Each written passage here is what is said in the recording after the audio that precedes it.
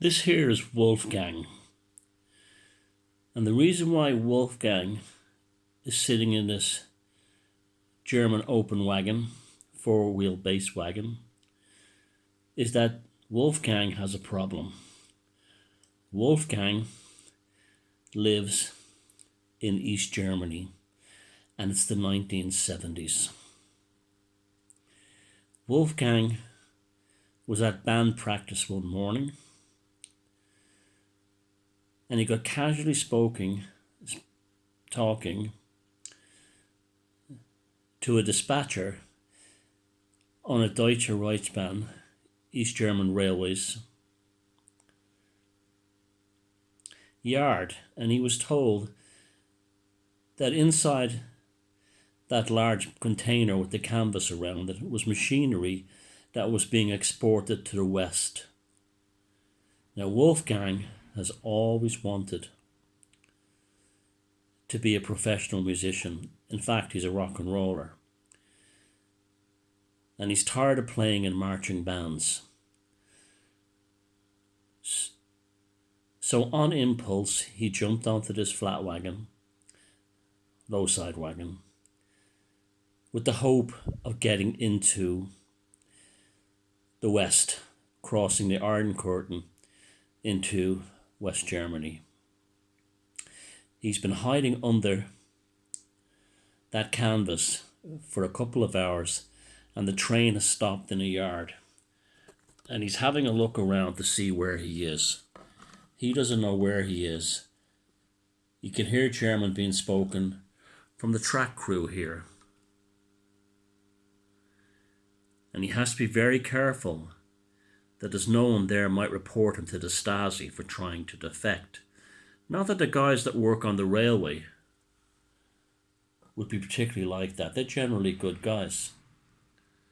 They generally understand that a young man with talent would want to seek better opportunities in the West. What he's really worried about is some of these commuters on the platform. An overzealous civil servant, a police officer, might see Wolfgang, and his dreams of becoming a musician in the West are essentially over. Yes, be very careful. He doesn't know where he is. He knows because he's a yard, he can't see many things. He knows he's in one part of Germany, but he's not sure where. Has he crossed the border or not? In the distance, Wolfgang can hear a train coming, and he'll know by the livery on the train if he's in East Germany or West Germany. He turns around to look and discovers to his dismay he's still in East Germany, as a Deutsche Reichsbahn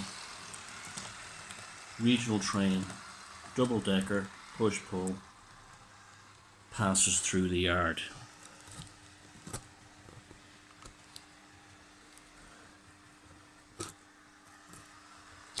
I've often thought that one aspect of this hobby that's neglected or could be expanded upon would be similar ideas coming from things like tabletop gaming. Such as we all grew up on things like Dungeons and Dragons, where the dungeon master might write a scenario. Oops. Another regional train passes by Wolfgang. He has to momentarily duck underneath the canvas, but he now knows he's not still in the clear. He's just not in the clear yet. He has to wait. So as I was saying, I've often thought that a neglected part of this hobby, or something that could be expanded upon, that would be add extra interest, enjoyability, whatever, would be to apply these kind of gaming tabletop rules or scenarios that a dungeon master might create, and we could write similar things for a layout like this where I run stock from all over the world.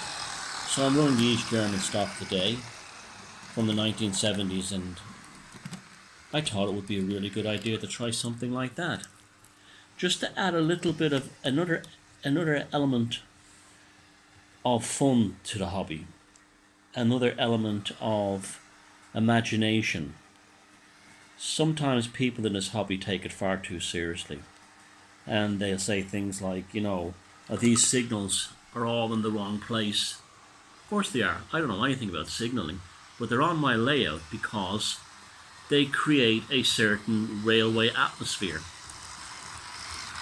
I'm running this train on the inside track there because I do like that zigzagging effect coming through the cut-off line there. We're not on the main. We are on the main line, but we're not in the main line through the station. We're coming through the cut-off, through the yard, much to Wolfgang's dismay. So there you go. The concept of bringing tabletop gaming type ideas and fun to the hobby. So Wolfgang hears the engine starting up, and let's hope that as next stop Wolfgang finds freedom in the West and he's able to pursue his dream as a professional musician playing rock and roll. And let's hope he doesn't get caught by the Stasi as he's trying to get away, or an overzealot railway police officer.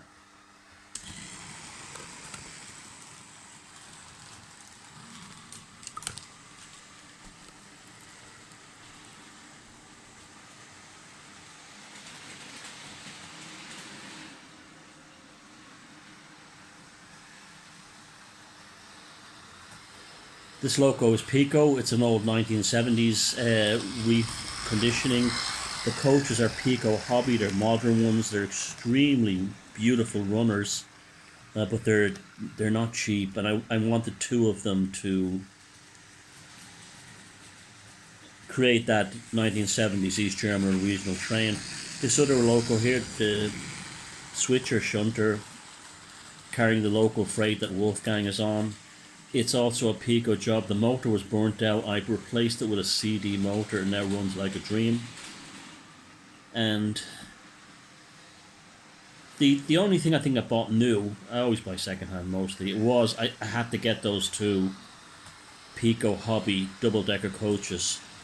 And the difference in Pico Hobby and the Pico Expert is that, well, for a layout like this I need the Pico Hobby, but the Pico Expert has better detailing and all these little bells and whistles you get. Like the difference between the Hornby Railroad and the Hornby, full fat range. So it's just a bit of fun. We're in East Germany. You can see I added a new track crew here. I've been converting some Marklin wagons to DC. Again, cheapo second-hand jobs. And the Imoco sign over there looks a bit suspect in Eastern Europe. But hey, my railway, my rules. See us next time. Good luck, Wolfgang.